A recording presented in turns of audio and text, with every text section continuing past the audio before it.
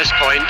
1.1 seconds behind Dan, a little bit more than slightly actually, but the idea is to take it quite relaxed until the halfway point, and then he will go from there depending very much how he feels. And by going slowly, by going a little bit below pace into the mid part of the ride, the main aim there is actually Jens Vogt took the new unified record back in 2014 in this very velodrome in Grenchen. In fact, as Hutch and I look up at the wall, we can see a picture of Jens Vogt up there on his ride.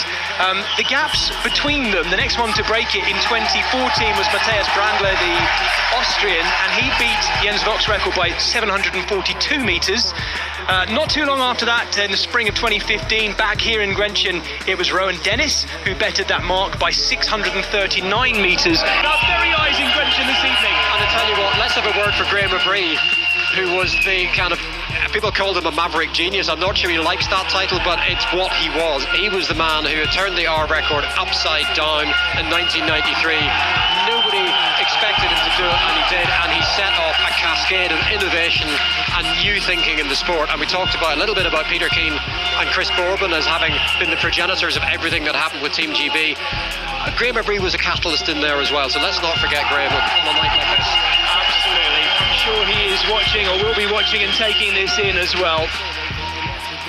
It's a particularly proud moment for me as a British commentator, commentating, mentioning the names of Englishmen, Scotsmen, and watching a British team who've come together to bring a wonderful Italian sportsman to do what he is doing right now. He is getting ragged. Hutch, understandably, he's been up and down that blue timing line at the bottom there, and he's desperately tucking himself down. He knows the importance of maintaining position. He knows to keep position. He knows to ride the line, because this is easy gains to make, is to try so hard to ride the line. The position of the line you ride, they feed into each other. When you get, I just hope that they're not watching this and being utterly crushed. I can understand why they might be, but I want this to inspire a mixed brain.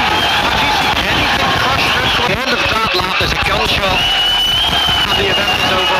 They worked out the exact distance by his average speed over the previous lap as to what he did in the second lap.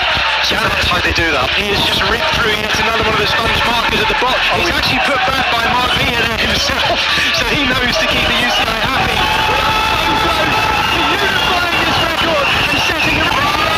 We're hearing the bell run. This is the final lap of an utterly groundbreaking ride. Some thought this was inevitable, but a human being still has to do it. And the human being on this occasion has done it. Is Filippo Ganna. It's been Ganna time all night tonight. He's done it. He has done it.